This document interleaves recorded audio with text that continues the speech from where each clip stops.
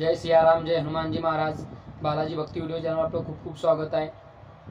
बालाजी भक्ती video channel मार्फत तुमच्यापर्यंत भक्तिमय भावमय असे व्हिडिओ पोहोचवण्याचा प्रयत्न आमचा पुरेपूर आहे और पुरेपूर राहील। माझ्या महाराष्ट्र बांधवांना आजचा व्हिडिओ हा श्री रामचंद्र महाराज यांच्या नावावर होणार आहे। राम या शब्दावर आपण बोलणार आहे की राम शब्दाचं तत्व, राम शब्दाचं महत्त्व, राम शब्दाची ताकद, राम शब्दाचा भाव, राम शब्दाचा राग या सर्व विषयावर आपण बोलणार आहे। श्री हनुमानजी महाराजच्या कृपेने या शब्दावर आपण बोलणार आहे। बघा, सर्वात पहिले कहाणी चालू कराया पहिले अनंत बलवंत श्री हनुमानजी महाराज यांच्या चरणात कोटी कोटी सियाराम। यांच्या चरणातून झालेली सुरुवात, एक छोटीशी सुरुवात जी प्रत्येक व्यक्तीला, प्रत्येक भक्ताला भावमय होण्यासाठी व प्रत्येक व्यक्तीची एक गती ही रामजीकडे नेण्यासाठी या चॅनलचं प्रसारण आपण करत आहे। माझ्या महाराष्ट्र बांधवांना, माझ्या मराठी बांधवांना या व्हिडिओ मार्फत रामजीचं महत्त्व, रामजीची शक्ती, रामजीची भक्ती पटवून देण्याचं काम मी करत आहे व ती सर्वांनी पटवावी व सर्वांनी राम आपल्या जीवनात उतरवावा हीच माझी पुरेपूर हनुमानजी महाराजच्या चरणात प्रार्थना आहे आणि त्याच्यातूनच मी तुमच्यापर्यंत आज हा व्हिडिओ पोहोचण्याचा हे करत आहे। तर असं कर सांगलं तुम्हाला की राम से बडा राम का नाम, तर हे पटत नाही, हे कोणाला पटत नाही। तुम्हाला आजच्या स्थितीमध्ये हनुमंत पटते, हनुमानजी पटतात, पण हनुमानजी तुम्हाला कडलोक पटतात। फक्त काय, हनुमानजी मध्ये खूप ताकद आहे, हनुमानजी खूप काही करू शकता इथपर्यंत, पण हनुमानजी त्याच्या पलीकडे आहे। हनुमानजीचं परम तत्व हे मी का बोलत आहे हनुमानजी विषयी, कारण हनुमानजी ज्यांना समजले, ज्याला हनुमानजीनं जवळ धरलं, ज्याच्या डोक्यावर हनुमानजीनं हात ठेवला, त्याच्या आयुष्यामध्ये काय बदलाव होता, तो कशा स्वभावातून कशा वृत्तीचा बनतो व तो कसा त्याच्या जीवनात चमत्कार होता, हे मी तुमच्यापर्यंत पोहोचतो। कारण हनुमानजी का आपण म्हणतात घेतले, कारण रामशीशी जुळलो ना, रामजीशी जुळल्यानंतर हनुमानजी तर आलेच, कलियुगाचे प्रधान रूपात विराजमान हनुमानजी महाराज आहे। चल बघा, वेळ न करता आपण मेन मुद्द्याकडे जाऊया। कहाणी आहे विश्वमित्र व काशी राजा व नारद मुनी। नारदाने केलेली कळ, नारदाला पटत नव्हतं की रामजीपेक्षा रामजीचं नाव मोठं आहे, ते सिद्ध कसं करायचं। एक दिवस विश्वमित्र, राम दरबार भरलेला होता, राम दरबारात सर्वे भरले होते। हनुमानजीनं, श्री अनंत बलवंत हनुमानजी महाराजनं रामजीला परवानगी मागितली की मला माझ्या आईच्या अंजना माताच्या भेटीत जायचं। रामजीनं सहज देऊन दिली, कारण हनुमानजीनं काही मागावं हे रामजीची परम इच्छा असते। हनुमानजी कधीच काही मागत नाही, फक्त एकच मागता, काय द्या मले, राम द्या। जिने दान प्यारे उन्हें दाम दे दो, हमें राम प्यारे हमें राम दे दो। हनुमानजीचं एक परम तत्व आहे, राम, फक्त राम द्या मला, दाम नको, राम द्या। दाम तर आवश्यक आहे प्रत्येकाला, मले पण आहे, पण राम बी त्याच्यापेक्षा आवश्यक आहे। जरी दाम संपते तरी राम चालू होते। बघा आता राम, ही कहाणी सुरुवात झाली। काशी राजा जो होता तो एक दिवस रामजीच्या दर्शनाला त्याला ओढ लागली, तो निघाला। तेव्हा नारदाच्या मनात कळ आली, आता आपण काही ना काही रामायण घडू, काही ना काही अशी गोष्ट घडू की तिच्यापासून आपल्याला साबित होईल की रामापेक्षा रामाचं नाव मोठं आहे। नंतर काशी राजाच्या मंदात नारद मुनी आले। नारद मुनींनी त्यांना थांबवलं। काशी राजाने नारद मुनीला प्रणाम केला व म्हणाले, कुठं चालले आहेत तुम्ही। त्यांनी सांगितलं, मी रामजी दरबारात चाललो। मग त्यांनी कळ लावली, कळ बघा कशी लावली।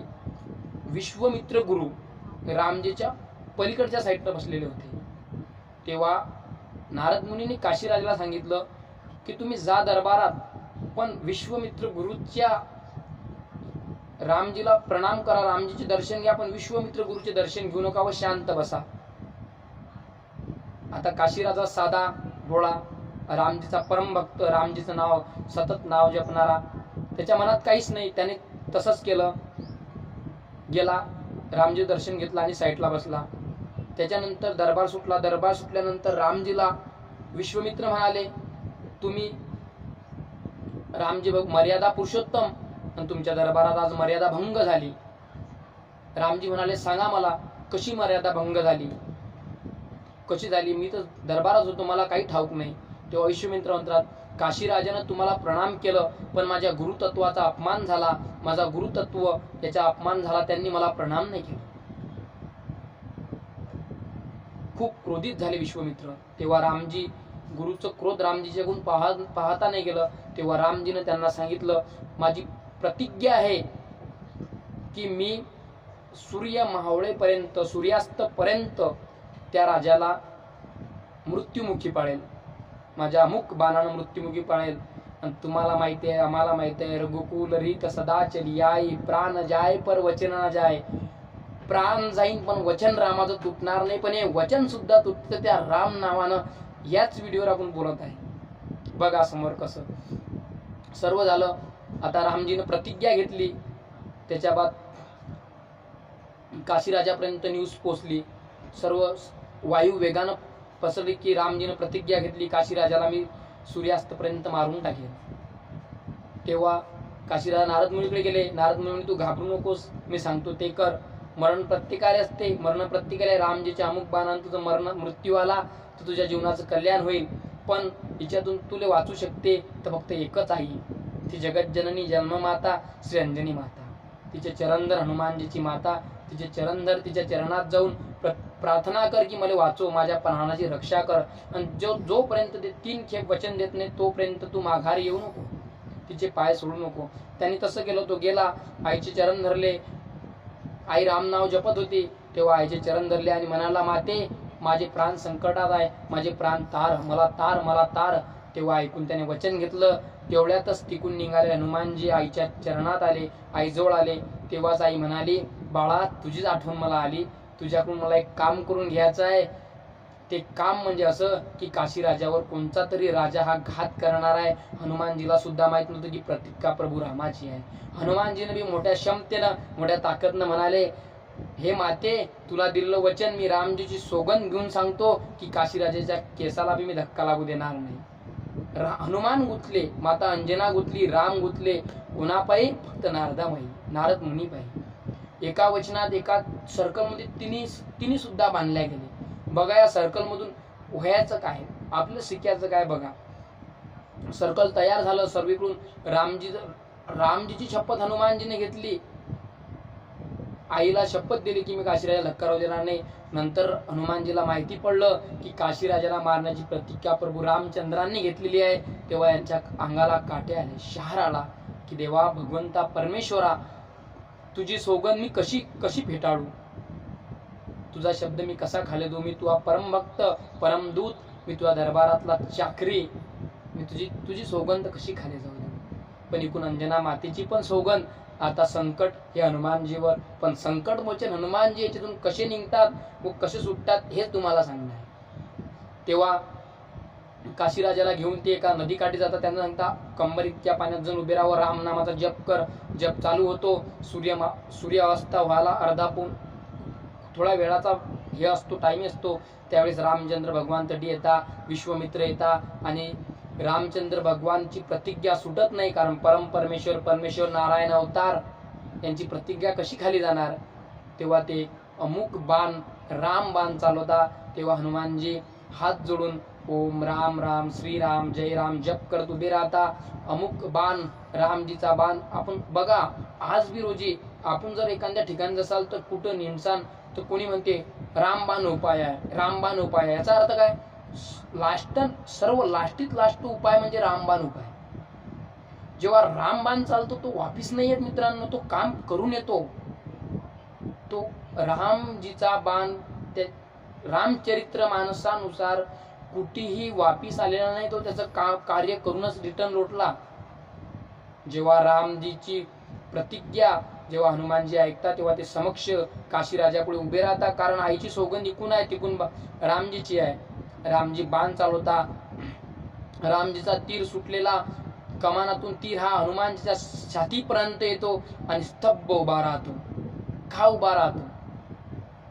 याचं कारण काय? कारण अफार शक्ती, अफार त्या बाणाला. तिथं राममय जास्त दिसते हो, रामापेक्षा जास्त तत्व हनुमानजीच्या अंगात दिसते हो त्या बाणाला. तो शिकवलेला बाण नव्हता, तो सोडलेली एक शक्ती होती. अनेक बाण रामजीने सोडले, प्रत्येक बाण तिकून जाऊन नाहीसा होतो, हनुमानजी पर्यंत जातो आणि नाहीसा होतो. कारण काय? कारण राम नाम खूप रटताना हो. राम राम राम खूप खूप रटले हनुमानजीने. तेव्हा रामजीच्या दोन्ही डोळ्याला आसूच्या धारा वाहतात की माझे बाण फेल होत आहे. इकडे विश्वामित्र क्रोधानं लाल लाल लाल झाले. तेव्हा लगेच काशीराज जातो, विश्वामित्रांच्या चरण पकडतो, म्हणतो हे परमेश्वर, मला काहीच ठाऊक नव्हतो, हे असं होणार होतो, माझी चुकी झाली, मला क्षमा करा. हनुमानजी बघा किती तत्वाचे, किती विश्वासाचे प्रतीक आहे हो. किती सोगंद त्याने, त्यांच्या आईची सोगंद, रामजीची प्रतिज्ञा, किती मान ठेवता होते. रामजीच्या बाणापुढे उभं राहायला रावण नाही टिकला हो. दशमुंडी 1,00,000 सेना, सोन्याची लंका, सगळं खाक झालं, कोणीच टिकलं नाही. त्या बाणापुढे स्वतः परमेश्वर रामजीच्या पुढे हनुमानजी हात जोडून उभे राहता बाण खायला, आईच्या सोगंदसाठी, रामच्या उपासकासाठी. फक्त जो रामाचा उपासक आहे त्याच्यासाठीच ते उभे राहतात, इतर कोणासाठी ते समक्ष उभे राहत नाही. ज्यावेळेस रामजीचा उपासक त्यांच्या पुढे हात ठेवतो, हात जोडतो, त्यावेळेस त्याच्यासाठी रामजीच्या बाणाचे सुद्धा सामना करायला तयार आहे. इतर तुम्ही विचार करा.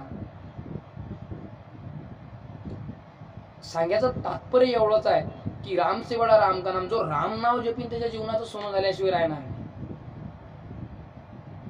राम नाव जपा, राम नाव रटा. खूप काही आहे हो, खूप काही आहे. पैसा सर्व काही आहे, पैसा सर्व काही आहे. पैशाशिवाय धनाशिवाय कोणाचं काहीच होत नाही. पण जिथं धन संपते ना, एखादा ऍक्सिडेंट होतो, असा होतो, भीषण होतो, तेव्हा करोड रुपये डॉक्टरच्या टेबलावर ठेवले आता, म्हटले आता की करोड रुपये लागलेत चालता, करोड लागलेत चालता, आम्ही लावायला तयार आहात. तेव्हा डॉक्टर एकच म्हणतो, आमच्या हाती काही नाही, वरच्याच्या हाती आहे. पैसा काम नाही करत, जटी राम तत्व काम करते, ते रामच काम करते. म्हणून रामावर विश्वास ठेवा, हनुमानजीशी जुळा. या कहाणीचा बोध एवढाच आहे की रामापेक्षा रामाचं नाव मोठं आहे. फक्त राम जपा, स्वच्छ निर्मळ मनसो मोई पावा. निर्मळ मनानं राम जपसान तर जीवनात राम भेटल्याशिवाय राहणार नाही, पण राम भेटले तर हनुमान भेटल्याशिवाय राहणार. खूप खूप काही आहे. या कहाणीच्या माध्यमातून तुमच्यापर्यंत एवढं बोललो. याच्यातून तुम्हाला काय शिक घ्यायची? एक कहाणी म्हणजे तेव्हा विश्वामित्रांनी रामजी समक्ष सांगले की क्रोध शांत करा भगवंता, माझ्यापेक्षा तुझा भक्त मोठा आहे. विश्वामित्रापेक्षा, गुरु विश्वामित्रापेक्षा तुझा भक्त मोठा आहे, तो उपासक मोठा आहे. हाच या कहाणीचा बोध आहे. पण पहा, गुरु तत्वासाठी रामजी स्वतः अस्त्र उचलता. मग जीवनामध्ये गुरुतत्व किती महत्वाचं आहे. पण गुरु बी तसा असला पाहिजे हो, जिच्यासाठी राम बाण उचलतो. गुरु करताना बी विचार करणं महत्वाचं आहे. गुरु असावा तर हनुमानजी सारखा. हे जे वाक्य मी वापरलं की गुरु असावा हनुमानजी सारखा, याच्यापूर्वी मी पुढचा व्हिडिओ बनवणार आहे. या व्हिडिओमध्ये तुम्हाला सांगण्याचं एवढं तात्पर्य आहे की राम हनुमान यांच्याशी जुळा, भटकंती करू नका जीवनामध्ये. कोणत्याही इतर समाज, इतर धर्माच्या, आपला धर्म हिंदू धर्म सोडून दुसऱ्या धर्माच्या पलीकडे जाऊ नका.